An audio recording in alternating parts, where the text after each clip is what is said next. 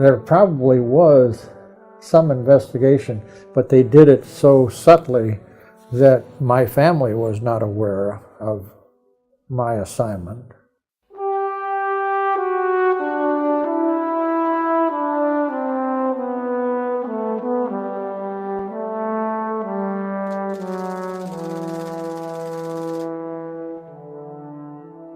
Well, I was born in Chicago, Jackson Park Hospital, but the family was living in Maywood.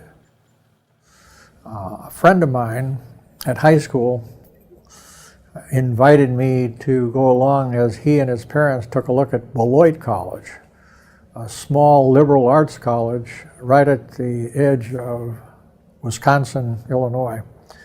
I actually enrolled there and started classes in September of 1942. But the problem at that point was that the war has been going on since December of 41.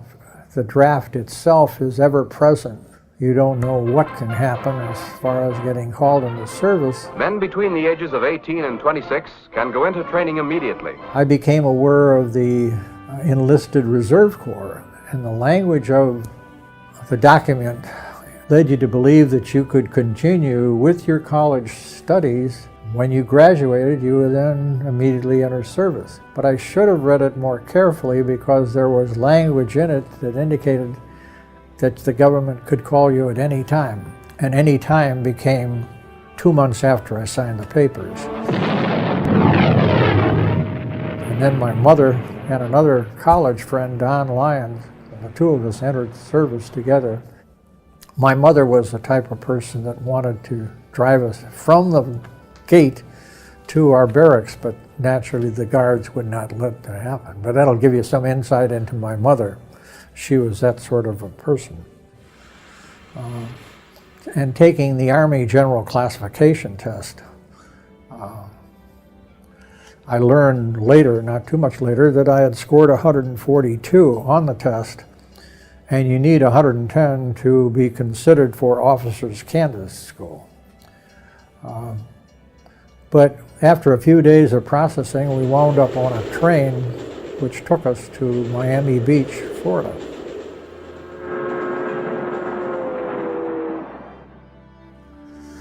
I thought it was great that we were at the shore of the ocean. I thought that this would permit me during my leisure hours of enjoying the beach.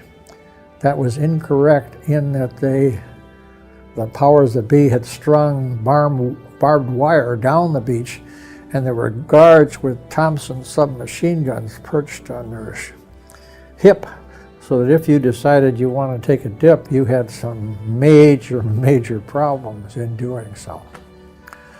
I learned quickly that you had to black out your windows. The Germans actually had U-boats off our eastern coast, and they sunk some of our commercial shipping, but it never reached the newspapers.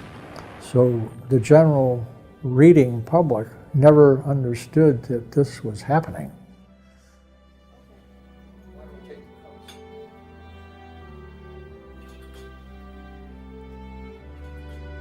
And I was now designated to be a cryptographic technician. There are several steps we must follow if we are to maintain our cryptographic security. One of the most important begins with the actual drafting of the message. By and large, 99.5% of the messages came on the machine, which I've talked about later on, the Sagaba, which was considered the most secure cryptographic machine used during World War II. The training lasted about 4 weeks. At the end of it, the class was about 100 men. About 85 of them were sent to CBI, China, Burma, India.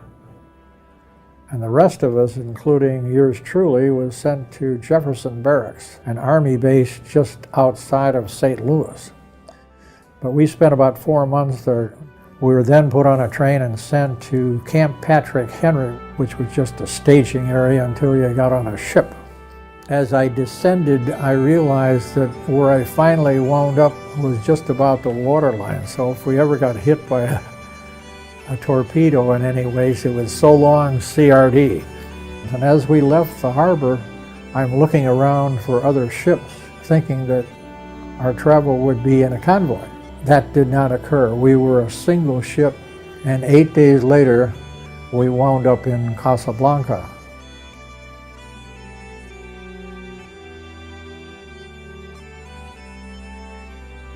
And they directed us down to the railroad tracks, and on the tracks were 40 and 8s.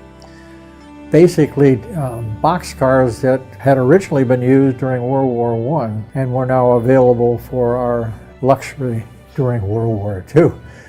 So you've got people all around you. You got it, one guy's boot in your ribs and another guy's foot is coming over your shoulder. So there's nothing palatial about it. And a few days later, a guy walks in and says, "You guys that are cryptos, get your duffel bags packed," because there was illness among the cryptographic technicians already in place up in Corsica. And so they figured the best thing was to send us up there by plane. We were on the 3rd floor in our work, and as I walked down to the 1st floor, I glanced to my right, and about 15, 20 feet away from me were about 10 or 12 wooden coffins. I hadn't seen coffins before, so I found someone and asked why the coffins were there, and the landing ship tank, LST, that brought the rest of the people in our unit hit a floating mine. And I realized very quickly that if I hadn't gotten the trip by air to Corsica, maybe I could have been in one of those coffins, for which I am forever grateful.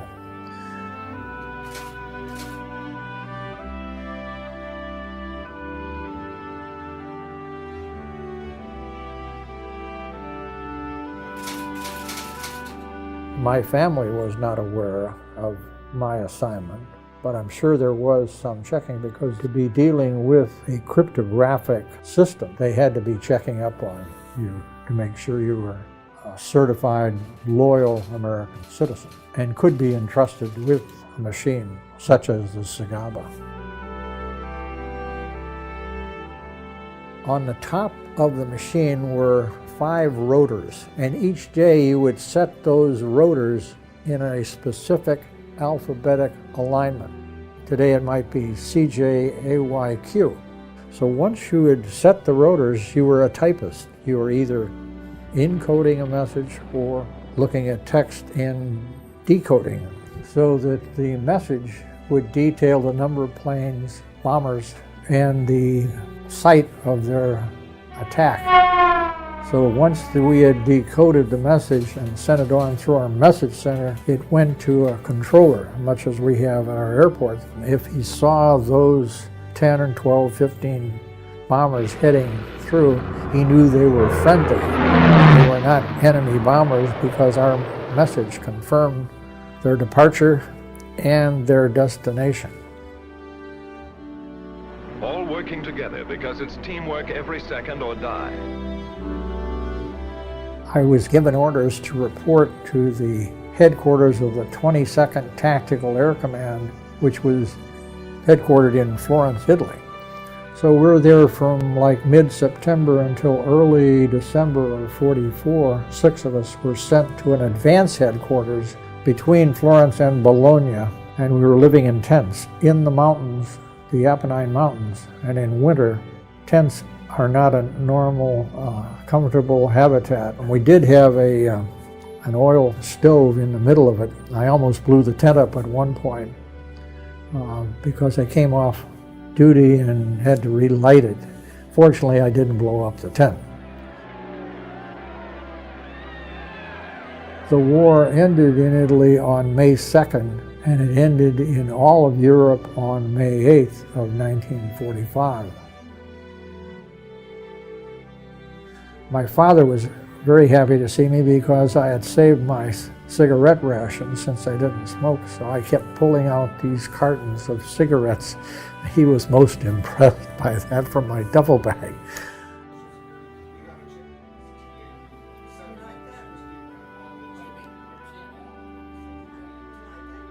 It was a great experience, and I was grateful to have served in the capacity I did, because it basically kept me safe. And I could then leave the service and enter civilian life and return to college, because the government had now provided through the GI Bill. And I wound up starting to work and continue to work in the casualty insurance. So I wound up leaving it, but I had then met Kitty.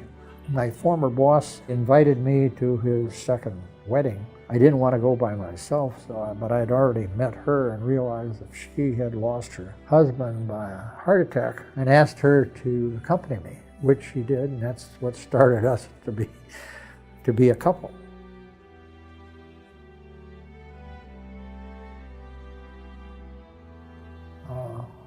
I'm not beating my chest to say I did this, but I think it was important work.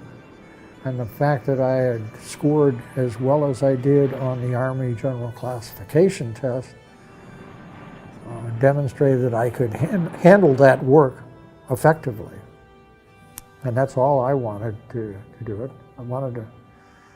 I didn't want to embarrass myself or my family by a failure in military service. That was not for me. For me, it meant that I was able to serve my country, I believe, in an important capacity, in the transmission of coded messages from all areas, and that I was a part of that process. I'm not by nature a boastful individual. I'm just a steady-as-you-go guy. I'm not trumpeting my accomplishments, but the whole nation had to get into the act. We all did that which we were told to do, and we did it well. And we therefore could say that we were part of the winning team.